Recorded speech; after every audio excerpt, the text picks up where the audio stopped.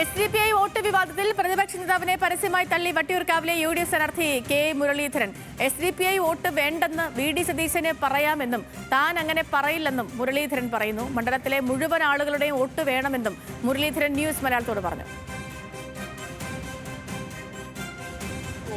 എനിക്ക് ഈ നിയോജകമണ്ഡലം എൻ്റെ സ്വന്തം വീടാണ്. ഇവിടുത്തെ വീട്ടുകാരെങ്ങനെയാ ചില അങ്ങോട്ട് പോകണ്ട ഇങ്ങോട്ട് വേണ്ട എന്നൊക്കെ പറയും. ഇവിടുത്തെ മുഴുവൻ വോട്ടും വേണം.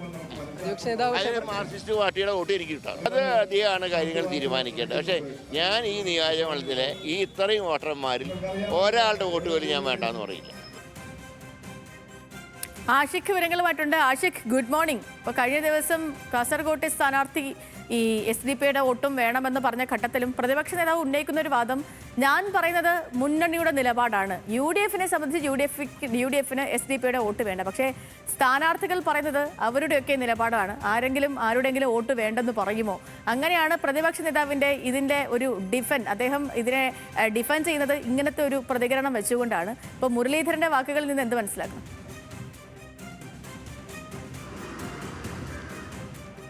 Sethu, good morning. വളരെ നിർണായകമായൊരു തെരഞ്ഞെടുപ്പിലേക്ക് കോൺഗ്രസ് കടക്കുന്നതിനിടെയാണ് ഇത്തരത്തിലൊരു പ്രസ്താവന യഥാർത്ഥത്തിൽ ഈ സ്ഥാനാർത്ഥികൾക്ക് തിരിച്ചടിയായിട്ടുള്ളത്. പ്രത്യേകിച്ച് കെ മുരളീധരൻ്റെ വട്ടിയൂർക്കാവ് മണ്ഡലം നമുക്കറിയാം, ത്രികോണ പോരാട്ടം നടക്കുന്ന 3 പാർട്ടികളും മുന്നണികളും ഒരേപോലെ ശക്തമായ പോരാട്ടം നടക്കുന്ന ഒരു മണ്ഡലത്തിലാണ് ഇത്തരത്തിലൊരു പ്രസ്താവന എന്തായാലും കെ മുരളീധരൻ ഏറ്റെടുക്കുന്നത്. പ്രത്യേകിച്ച് പ്രതിപക്ഷ നേതാവിൻ്റെ SDPI വോട്ട് സ്വീകരിക്കേണ്ടതില്ല എന്നുള്ളൊരു നിലപാടിനെ എന്തായാലും മുരളീധരൻ തള്ളുകയാണ്. ഈ മണ്ഡലത്തിൽ 1,65,000 വോട്ടുകളും തനിക്ക് വേണം എന്നുള്ള കാര്യമാണ് അദ്ദേഹം പറയുന്നത്. കാരണം കോൺഗ്രസ് നിലവിൽ മൂന്നാം സ്ഥാനത്താണ് വട്ടിയൂർക്കാവിൽ 2021 നടന്ന തെരഞ്ഞെടുപ്പിൽ. അതിനാൽ തന്നെ ഈ തെരഞ്ഞെടുപ്പിൽ കെ മുരളീധരനിലൂടെ മണ്ഡലം തിരിച്ചുപിടിക്കാമെന്നൊരു പ്രതീക്ഷയിൽ ഇറങ്ങുന്ന സമയത്ത് ശക്തനായ എതിരാളി അവിടെയുണ്ട്. VK പ്രശാന്ത് എന്ന് പറയുന്ന ജനകീയ MLA, 20,000-നുള്ളിൽ ഭൂരിപക്ഷമുള്ള ഒരു MLA അവിടെയുണ്ട്.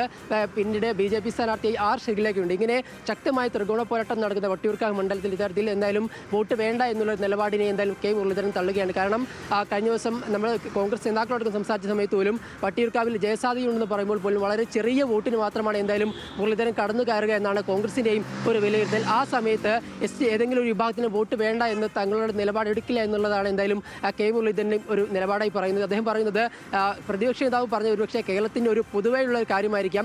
താൻ ഈ മണ്ഡലത്തിലെ ഒരു വോട്ടും വേണ്ട എന്ന് പറയില്ല, എല്ലാ വോട്ടും തനിക്ക് വേണം. അതുപോലെ തന്നെ ഏതെങ്കിലും വീട്ടുകാരോട് വോട്ട് വേണ്ട എന്ന് തനിക്ക് പറയാൻ കഴിയുമോ എന്നും അദ്ദേഹം ചോദിക്കുന്നുണ്ട്. ഇത് തൻ്റെ വീടാണ്, ഇവിടെ വന്ന് ഒരാളോട് തനിക്ക് വോട്ട് വേണ്ട എന്ന് തനിക്ക് പറയാൻ കഴിയില്ല.